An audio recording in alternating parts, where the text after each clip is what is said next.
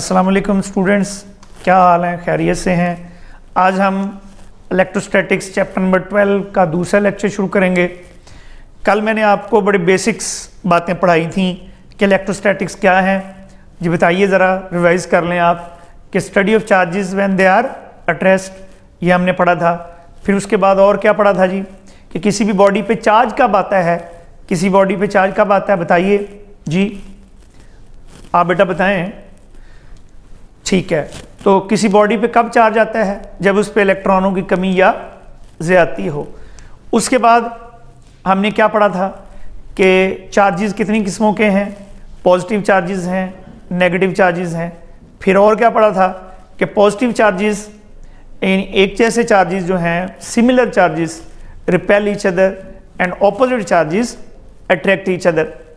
ये बातें हमने तकरीबन चीदा सी थोड़ी सी पढ़ी थी। और फिर हमने ये पढ़ा था कि चार्ज को किससे ज़ाहिर करते हैं, क्यू से ज़ाहिर करते हैं। ठीक है, आज हम पढ़ेंगे इस चैप्टर का पहला आर्टिकल और उसका नाम है कूलम्स लॉ। क्या नाम है जी? Coulomb's law. कूलम्स लॉ क्या है? अगर फर्ज करें ये हमारे पास दो चार्जेस हैं, Q1 और Q2, और ये कौन से चार्जेस हैं? पॉइंट चार्जेस हैं। ये बात याद रखनी है। पॉइंट चार्जेस का मतलब ये है कि if the charges are very very small as compare to distance between them. मसलन ये दो मार्कर हैं, आपको नजर आ रहे हैं। इन मार्कर्स का अगर ये देखें, ये मार्कर ऐसे हैं, इनका साइज बेटा अब छोटा है, ठीक है, इनके डिस्टेंस के मुकाबले में। लेकिन हम इससे भी कम कह रहे हैं कि ऐसी चार्ज बॉडीज जिनका साइज बहुत छोटा हो as compare to distance between them. जैसे नाम से ही जाहिर है, पॉइंट।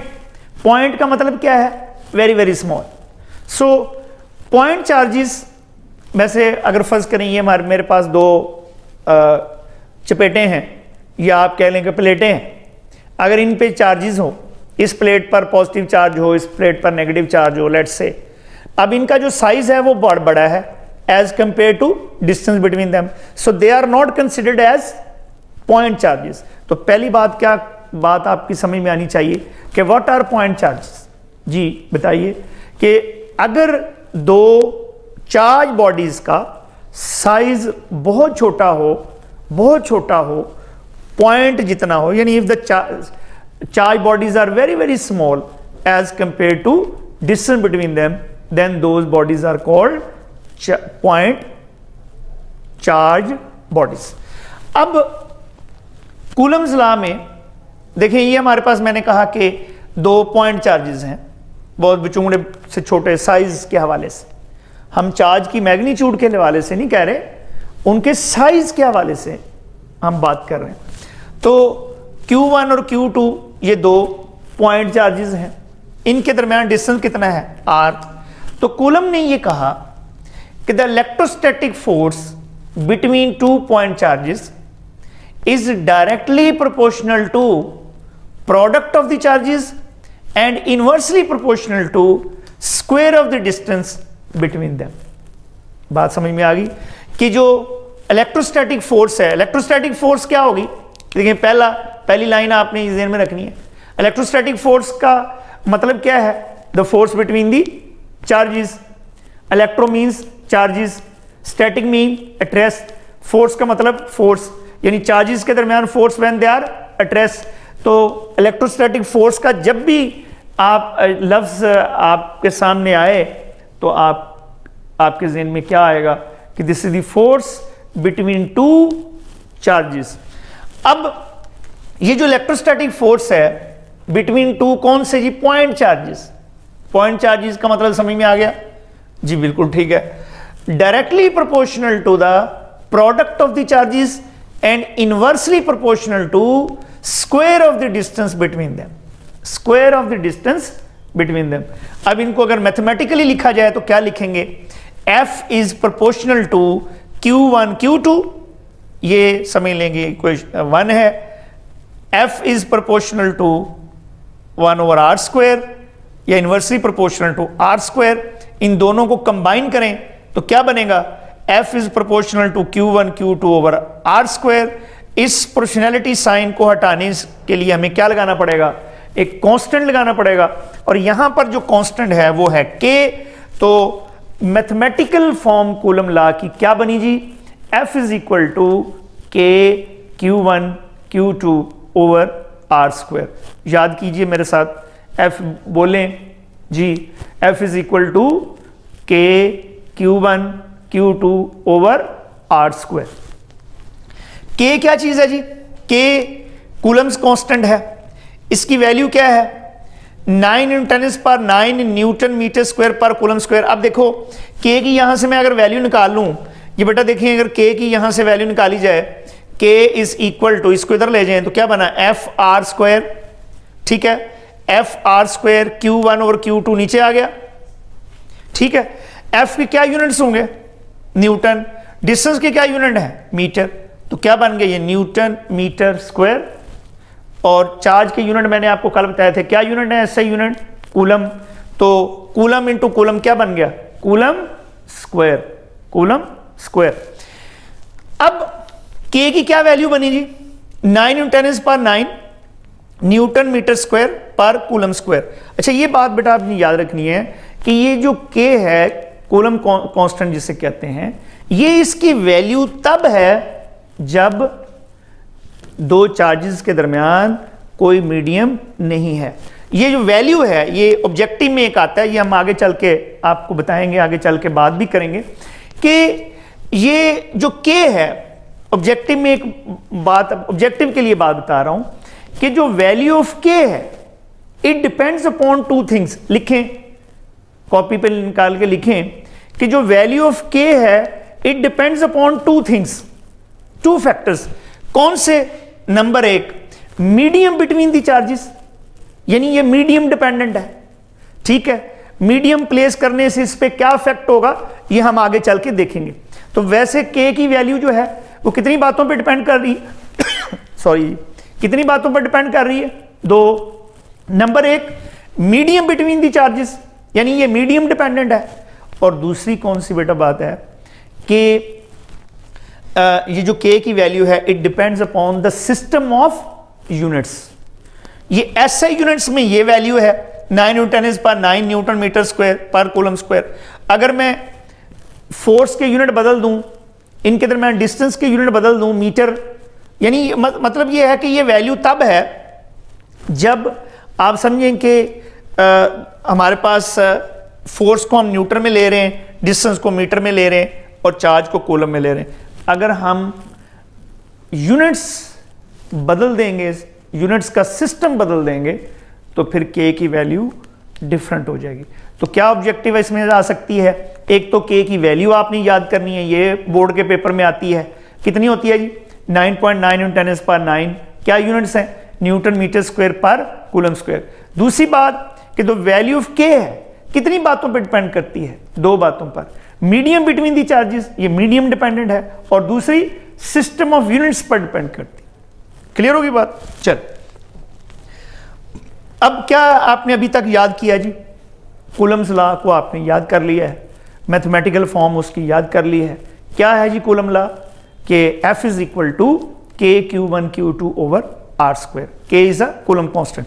अब देखें दूसरा सवाल बेटा ये आता है कि what is the limitation of this law, कि हम कूलम लॉ को कब लगा सकते हैं, कि what is the limitation of Coulomb's law, coulomb law की लिमिटेशन क्या है। सो लिमिटेशन ये है, यानी हद क्या है, कब हम लगा सकते हैं, कब नहीं लगा सकते। तो इसकी दो बेटा कंडीशंस हैं, वो लिख लीजिए जी, लिखे मेरे साथ। नंबर एक कि चार्जेस स्टेशनरी चार्जेस होने चाहिए। क्या मतलब है, charges should be at rest, charges should be at rest, charges rest में होने चाहिए। दूसरी बात कि पॉइंट चार्जेस होने चाहिए। नहीं जी, दो बातें होंगी तो कूलम लॉ लगेगा, अदरवाइज नहीं लगेगा। तो कौन सी बातें हुई जी, लिख ली हैं कि कूलम्स लॉ की लिमिटेशन क्या है, कंडीशंस क्या हैं। कंडीशंस क्या है जी, जब हम कूलम लॉ लगा सकते हैं। Number one, charges should be at rest, यानी चार्जेस स्टेशनरी होने चाहिए। और दूसरी बात कौन सी है कि charges should be point charges, और पॉइंट चार्जेस मैं आपको बता चुका हूं कि क्या होते हैं। अच्छा, उसके बाद देखें, हमने एक बात याद रखें, देखें हमने अभी कहा कि फर्ज करें ये Q1 है और ये Q2 है, मिसाल ले रहे हैं, अगर ये एक जैसे चार्जेस होंगे तो क्या करेंगे, ये रिपेल करेंगे। यानी अगर यहां इनको रख के छोड़ा जाए, फर्ज करें ये इधर भाग गया और ये इधर भाग गया, इसका मतलब है कि इस पर इस नीले चार्ज ने फोर्स लगाई है और इस पर इस काले चार्ज ने फोर्स लगाई। तो एक बात आपने पहले बांधनी है, बड़ी इंपॉर्टेंट, वो कौन सी है कि एक चार्ज दूसरे चार्ज के ऊपर फोर्स लगाएगा उन दोनों चार्जेस को मिलाने वाली लाइन की डायरेक्शन में। ये क्योंकि फोर्स वेक्टर क्वांटिटी है ना, तो इसका मतलब है ये देखो, ये दोनों चार्जेस को मिलाने वाली लाइन है। इसका मतलब है अगर तो ये दोनों चार्जेस एक जैसे हैं, फॉर एग्जांपल ये भी पॉजिटिव है, ये भी पॉजिटिव है, तो फिर क्या होगा, Q1 पर Q2 फोर्स लगाएगा किधर, इन दोनों को मिलाने वाली लाइन की डायरेक्शन में, इस डायरेक्शन में रिपेल करेगा। ये किस डायरेक्शन में रिपेल होगा, इन दोनों को मिलाने वाली लाइन की डायरेक्शन में, इस डायरेक्शन में रिपेल होगा। अगर एक पॉजिटिव होता है एक नेगेटिव होता तो फिर क्या होता, ये दोनों एक दूसरे को अट्रैक्ट करते, ये इधर अट्रैक्ट होता, ये इधर अट्रैक्ट होता। तो फिर कौन सी बात इंपॉर्टेंट हुई कि एक चार्ज दूसरे चार्ज के ऊपर फोर्स लगाता है दोनों चार्जेस को मिलाने वाली लाइन की डायरेक्शन में। बात क्लियर होगी, वेरी गुड। अब देखो यहां पर हमने लिखा है F12, पहले वो लिखना है जिस पर फोर्स लगेगी, यानी उस चार्ज से शुरू होना है। F12 का मतलब क्या है, Q1 पर लगने वाली फोर्स Q2 की वजह से।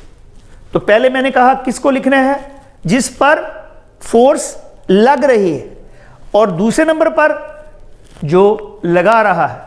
तो इसका मतलब है F12 का क्या मतलब हुआ, Q1 पर लगने वाली फोर्स Q2 की वजह से, और F21 का क्या मतलब है, क्या मतलब है जी F21 का, 2 पर लगने वाली फोर्स 1 की वजह से। तो देखो इधर हमने इस फोर्स की डायरेक्शन को जाहिर करने के लिए हमने एक यूनिट वेक्टर का सहारा लिया है।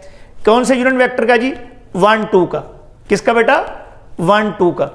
तो हमें पता है ना, अपने फर्स्ट ईयर में पढ़ा है कि कोई भी जो वेक्टर है उसको हम कैसे लिख सकते हैं, ए वेक्टर को क्या लिखेंगे, ये उसकी मैग्नीट्यूड और ये उसका यूनिट वेक्टर, ऐसे लिखते हैं ना, ये मैग्नीट्यूड और ये उसकी डायरेक्शन को किससे जाहिर कर रहे हैं, यूनिट वेक्टर से। तो अब हम Q1 पर लगने वाली फोर्स Q2 की वजह से क्या लिखेंगे, the force exerted by Q2 on Q1, यानी Q2 की वजह से जो Q1 पर फोर्स लग रही है। तो मैंने बेटा कहा कि जिस पर फोर्स लग रही है उसको पहले लिखना है, जो लगा रहा है उसको बाद में लिखना है। 1 2 का क्या मतलब हुआ, फिर 1 पर लगने वाली फोर्स 2 की वजह से। तो 1 पर लगने वाली फोर्स 2 की वजह से क्या होगी, ये उसकी मैग्नीट्यूड हो गई, क्योंकि मैग्नीट्यूड ऑफ द फोर्स हमें कूलम लॉ ने बता दी कि Q1 Q2 over are square. तो ये उसकी डायरेक्शन हो गई, R12 यूनिट वेक्टर। समझ आ गई बात, इस डायरेक्शन में, ये इक्वेशन नंबर 1 होगी। अब Q2 पर लगने वाली फोर्स Q1 की वजह से क्या होगी, F21 मैग्नीट्यूड तो बेटा उतनी ही होगी कि Q1 Q2 over are square. ठीक है, अब दोनों चार्जेस के दरमियान रिपल्शन है या अट्रैक्शन है वो तो सेम है। अब डायरेक्शन क्या है, इधर होगी R21। अब यूनिट वेक्टर्स क्या होते हैं, ऐसे वेक्टर जिनकी मैग्नीट्यूड 1 हो। तो अब यहां पे देखें R12 और R21 की जो मैग्नीट्यूड है वो तो होगी सेम, क्योंकि यूनिट वेक्टर है। अब इनकी डायरेक्शन देखें, ऑपोजिट है, बिल्कुल ठीक है। तो इसका मतलब है फिर ये वेक्टर, अगर दो वेक्टर जिनकी मैग्नीट्यूड सेम हो और डायरेक्शन ऑपोजिट हो, उन्हें क्या कहते हैं, वो एक दूसरे का नेगेटिव हैं। क्या है जी, नेगेटिव हैं। तो फिर हम R21 को ऐसे लिख सकते हैं, माइनस R12 लिखा जा सकता है ना बेटा, बिल्कुल ठीक है। तो फिर इसका मतलब है इस इक्वेशन नंबर 2 में इसकी जगह पर हम क्या लिखेंगे, R12 यूनिट वेक्टर, और इस माइनस को ले जाएं बाहर, तो इक्वेशन नंबर 1 से ये ना बन गई। अगर ये माइनस में बेटा यहां ले आऊं, माइनस बाहर ले आऊं, ठीक है, क्लियर होगी बात। अब ये वाली जो इक्वेशन है ये कौन सी बन गई, इक्वेशन नंबर 1। तो इससे हमें क्या एंड रिजल्ट क्या मिला कि F21 वेक्टर बराबर होगा माइनस F12 के। क्या मतलब है इसका, इसका क्या मतलब है, इससे हमें बड़ी इंपॉर्टेंट बातें मिलेंगी, वो हम देखते हैं।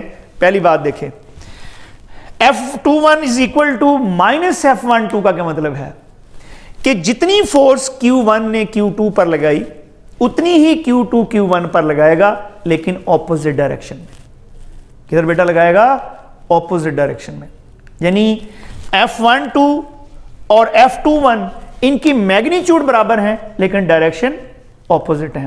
तो इसका क्या मतलब हुआ फिर, इसका मतलब हुआ कि ये एक्शन और रिएक्शन वाली फोर्सेस हैं कि जितना जितनी Q1 ने Q2 पर फोर्स लगाई उतनी ही Q2 ने Q1 पर लगाई, लेकिन ऑपोजिट डायरेक्शन में। इसका मतलब है कि action and reaction are equal but opposite in direction. तो इसका मतलब क्या हुआ फिर कि ये जो कूलम फोर्स है ये नंबर 1 ये म्यूचुअल फोर्स है, इन्हें अकेली नहीं लगती, ये आपस एक्शन और रिएक्शन वाली फोर्स है। तो इसका मतलब क्या हुआ फिर कि Coulomb's law is a mutual force. कौन सी फोर्स बेटा, म्यूचुअल फोर्स, सिंगल नहीं है। मतलब जो Q1 Q2 पे लगा रहा है उतनी ही Q2 Q1 पर भी लगा रहा है। तो ये कौन सी आपने एक बात याद रखनी है कि ये म्यूचुअल फोर्स है जी। कौन सी फोर्स है, म्यूचुअल फोर्स है। और दूसरी बात ये है कि it is in accordance with the Newton third law of motion. It is in accordance with the Newton third law of motion. ये आपने बात याद रखनी। अब यहां पर मैं एक अगर आपसे एक MCQ आपको दूं जी, बताइए जी। अगर फर्ज करें ये लिखा हुआ हो एक 10 कूलम चार्ज है, ठीक है, एक 5 कूलम चार्ज है, इनके दरमियान डिस्टेंस है जी, ये Q1 है ये Q2 है। अच्छा ये बताइए कि अगर ये दोनों चार्जेस एक जैसे हैं तो ये क्या करेंगे, रिपेल करेंगे। बिल्कुल ठीक है, रिपेल करेंगे जी। अब आप मुझे बताएं कौन सा चार्ज ज्यादा फोर्स लगा रहा है जी, बताइए, सोच कर बताना। ये 10 कूलम है, ये 5 कूलम है, कौन सा चार्ज Q1 Q2 पर ज्यादा फोर्स लगा रहा है या Q2 Q1 पर ज्यादा फोर्स लगा रहा है, बताइए। 10 कूलम चार्ज 5 कूलम चार्ज पर ज्यादा फोर्स लगा रहा है या 5 वाला 10 पे ज्यादा फोर्स लगा रहा है, बताएं, सोचें। तो क्या आंसर है, दोनों चार्जेस एक दूसरे पर इक्वल फोर्स लगाएंगे। क्या लगाएंगे जी, इक्वल फोर्स। क्यों भला, क्योंकि फोर्स की मैग्नीट्यूड कैसे निकालनी है कि 10 मल्टीप्लाइड बाय 5, 10 मल्टीप्लाइड बाय 5 कितना होता है 50। तो अगर हमने F21 निकालनी हो तो फिर भी 50 times of K divide by R square आ रहा है। अगर आपने F12 निकालनी हो तो फिर भी तो दोनों को मल्टीप्लाई करना है ना। तो इसलिए इस इक्वेशन के मुताबिक चाहे ये जितना मर्जी चार्ज है, इसकी मैग्नीट्यूड जितनी मर्जी है, इसकी मैग्नीट्यूड जितनी मर्जी है, जितनी Q1 Q2 पर फोर्स लगाएगा उतनी ही Q1 Q2 पर लगाएगा। ये आपने बात याद रखनी है कि एक्शन और रिएक्शन फोर्सेस जो हैं ये इक्वल हैं बट ऑपोजिट इन डायरेक्शन। ये बातें याद हो गई, पक्की बात है। MCQ भी मैंने आपको एक बताया, ये भी आपने याद कर लिया, लिख लिया है, वेरी गुड। अब बेटा देखें, अभी हमने ये कहा था कि ये जो इलेक्ट्रोस्टैटिक फोर्स है ये मीडियम डिपेंडेंट फोर्स है। क्या है जी, मीडियम डिपेंडेंट फोर्स। इसको जरा गौर से आपने समझना है, वो उसके लिए जरा गौर कीजिए, ठीक है। इसमें मैं थोड़ा सा इसको मिटाने लगा हूं खातर। इसमें आपने बेटा देखें कि अभी मैंने शुरू में आपसे कहा था कि जो K की जो वैल्यू है ये मीडियम डिपेंडेंट है, ठीक है। अब उसी के हवाले से कि इलेक्ट्रोस्टैटिक फोर्स पर मीडियम का क्या इफेक्ट होगा ये आपने देखना है, ठीक है। अब देखो, फर्ज करें ये Q1 है, ये Q2 है जी, ठीक है। इनके दरमियान अगर फर्ज करें कोई मीडियम नहीं है, कोई मीडियम नहीं है, लेट्स से नो मीडियम, तो फिर इनके दरमियान जो इलेक्ट्रोस्टैटिक फोर्स है वो हम इस तरह लिखेंगे, F is equal to 1/4 pi epsilon naught Q1 Q2 over R square. अब एक नई बात हमने ऐड कर दी कि जो K है, K को हम ऐसे भी लिख सकते हैं, कैसे? 1/4 पाई एप्सिलॉन, ये क्या लफ्ज मैंने बोला है? एप्सिलॉन, ये मैंने लिख भी दिया है, ये पढ़ें क्या लफ्ज है जी? ये एप्सिलॉन नॉट, क्या है जी? Epsilon not. अब ये एप्सिलॉन नॉट क्या है? इसे कहते हैं permittivity of free space, permittivity of free space. ये बड़ी समझने वाली और टेक्निकल बात है, इसको जरा समझना है आप, ठीक है? परमिटिविटी क्या चीज है? परमिटिविटी क्या चीज है, ये जरा गौर करें। लफ्ज जो परमिटिविटी है, वैसे अगर इस पे तर्जमा अगर करें आप, परमिट यहां तक रुकें, ठीक है? परमिट का क्या मतलब होता है? इजाजत लेना। क्या मतलब है? ये Q1 है, ये Q2 है, ये Q1 इससे कहता है मैं आप पे फोर्स लगाऊं, वो कहता है चलो लगाओ, मैं भी लगाऊंगा, कहेगा ना, ठीक है? मतलब Q1 Q2 पर फोर्स लगा रहा है, Q2 Q1 पर फोर्स लगा रहा है, एक दूसरे से इजाजत ले रहे हैं, ठीक है?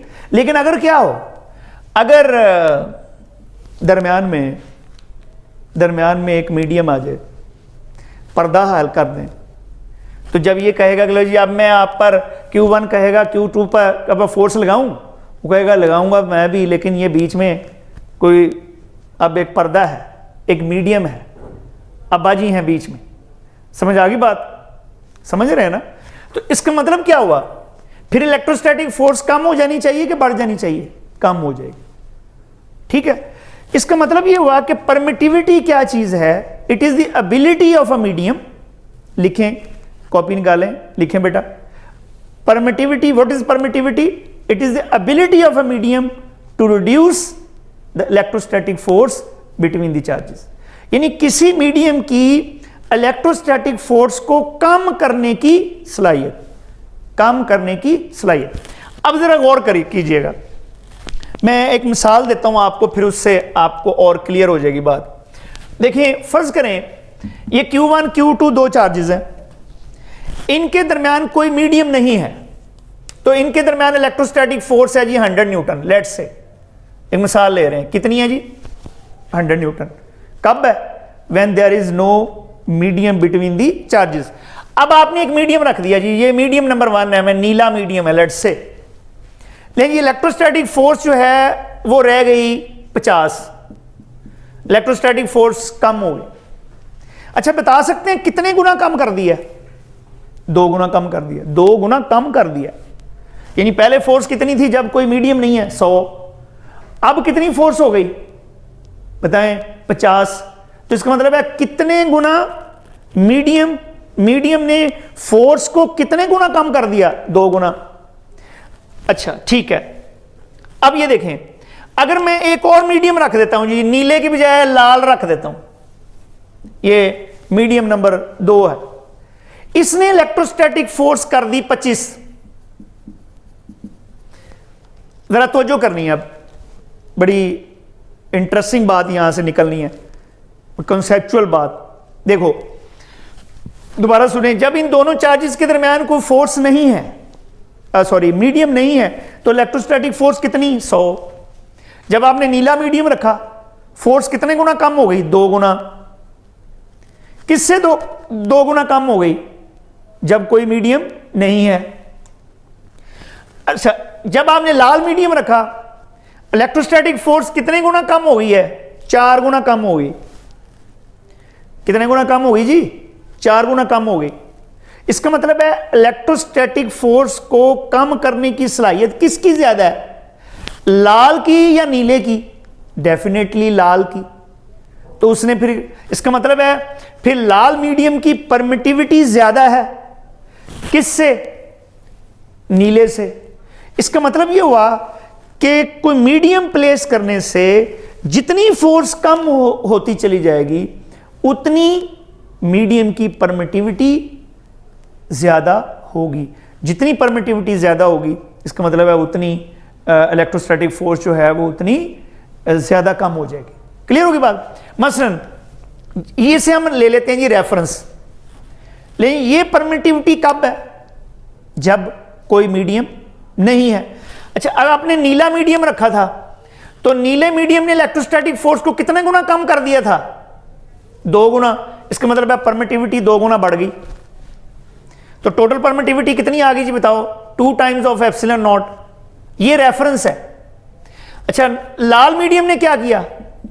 परमिटिविटी कितने गुना बढ़ा दी? 4 गुना। तो उसको हम फिर ये लिखेंगे। अब ये जो हम लिख रहे हैं ना, ये वाला नंबर, इसे हम कहते हैं relative permittivity of the medium।